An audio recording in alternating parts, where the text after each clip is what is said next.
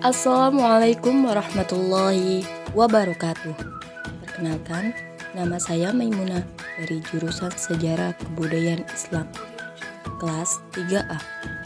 Di sini, saya akan sedikit memaparkan materi semiotika untuk memenuhi tugas ulangan tengah semester mata kuliah linguistik dengan dosen pengampu Ibu Leni Sriwahyuni M. Apa semiotika itu? Semiotika secara etimologis berasal dari kata Yunani, yaitu semion, yang berarti tanda. Sedangkan secara terminologis, semiotika dapat diartikan sebagai ilmu yang mempelajari objek-objek, peristiwa-peristiwa, seluruh kebudayaan sebagai tanda. Semiotika menurut Van Jos yang dikutip oleh Rahayu S. Hidayat menjelaskan bahwa semiotika meneliti tanda, penggunaan tanda-tanda, dan segala sesuatu yang berkaitan dengan tanda. Apa itu tanda? Tanda adalah sesuatu yang berbentuk fisik yang dapat ditangkap oleh panca indera manusia dan merupakan sesuatu yang merujuk atau mempresentasikan hal lain di luar tanda itu sendiri. Sedangkan teori scene atau tanda menurut Ferdinand de Saussure terbagi menjadi dua, yaitu satu, signifier atau penanda, sesuatu yang dapat ditangkap oleh panca indera manusia, atau ekspresi, gambaran manusia. Yang kedua, signified atau petanda, makna yang terungkap dalam melalui konsep, fungsi yang terkandung di baliknya, atau dalam konsep dan makna di balik penanda itu. Contohnya, singa yang digambar sebagai pemimpin yang berani serta bijaksana. Di sini, singa menjadi signifier atau sebagai penandanya, sedangkan berani merupakan signified atau petandanya. Makna yang dari tanda itunya sendiri. Materi berikutnya yaitu tentang tipe dalam tanda yang memiliki 3 poin. Ada icon, indeks, dan simbol. Yang pertama, icon. Icon adalah tanda yang mirip dengan acuan atau tingkat kemiripannya sama dengan wujud aslinya, seperti dalam papan informasi di tempat umum atau papan informasi yang ada di bandara, stasiun, dan lain-lain. Yang kedua, indeks. Indeks adalah tanda yang mewakili dari sumber acuan yang memiliki hubungan dengan yang lain, atau tanda sebagai jejak yang bisa diidentifikasi. Jika kalian ingin mengetahui indeks, maka lihatlah elemen atau unsur yang lain juga yang ada di sekitar tempat itu. Contohnya seperti asap dan api.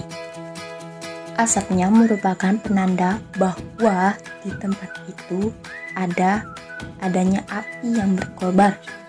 Contoh lainnya seperti jejak kaki yang ada di tanah, bahwa di tanah tersebut tanda sudah atau telah dilewati oleh seseorang. Dan yang ketiga, ada simbol. Simbol merupakan sebuah tanda yang mewakili objeknya.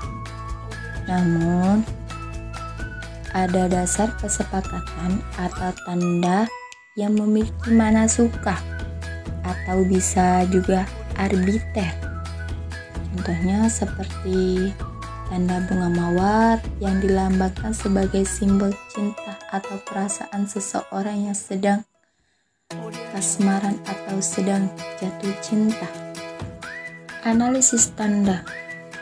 Analisis tanda dalam strukturalisme bahasa melibatkan aturan pengkombinasian yang terdiri dari dua macam. Yang pertama, paradigmatik, dan yang kedua, sintagmatik. Paradigmatik adalah perbenaran tanda atau kata, dan paradigmatik juga konsep struktur yang sama, namun unsurnya boleh berbeda. Yaitu contohnya aku, Ella, Ocha, Asi, Uli, Ika, Eyo, dan lain-lain. OTW, WHO, OKP, OYR. Namun pada kalimat yang terakhir OTW sampai OYR ini berbeda sebab tidak memiliki unsur yang tidak memiliki struktur yang sama pada kalimat sebelumnya, yaitu pada kalimat aku, Ella, Ocha, Asi, Uli, dan Ika, Eyo. Di sini pada kalimat itu memiliki struktur, yaitu pada huruf pertama pada kalimat aku merupakan huruf vokal, dan yang huruf kedua itu konsonan, yang huruf ketiga vokal.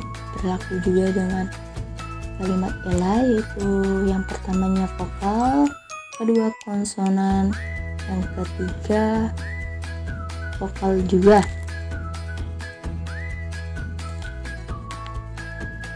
Contohnya yang terpenting harus memiliki konsep struktur yang sama.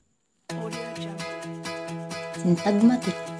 Sintagmatik adalah cara pemilihan dan pengkombinasian tanda-tanda berdasarkan aturan atau kode tertentu, sehingga dapat menghasilkan sebuah ekspresi yang bermakna atau juga unsur yang boleh diulang-ulang.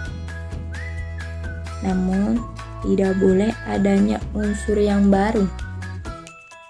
Contohnya seperti kalimat aku yang terdiri dari huruf A, K, U yang bisa diubah menjadi K, U, A, U, K, A, K, A, U, A, K, A, U, K, dan Ayu.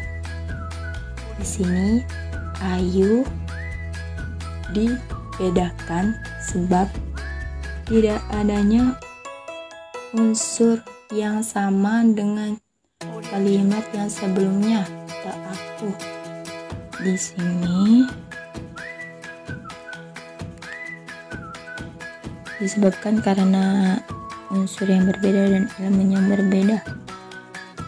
Pada teori Butler, pada gagasan signifikasi memiliki dua tahapan, yaitu ada denotasi dan konotasi.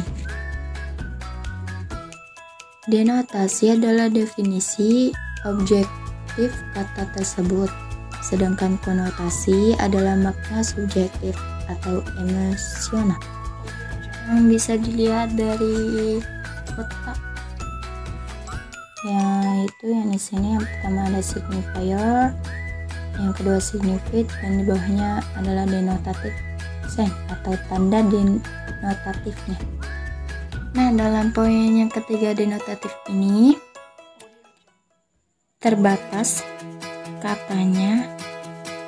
kata-katanya itu hanya terpaku pada kamus. Terus yang keempat ada konnotatif signifier atau penanda konotasinya.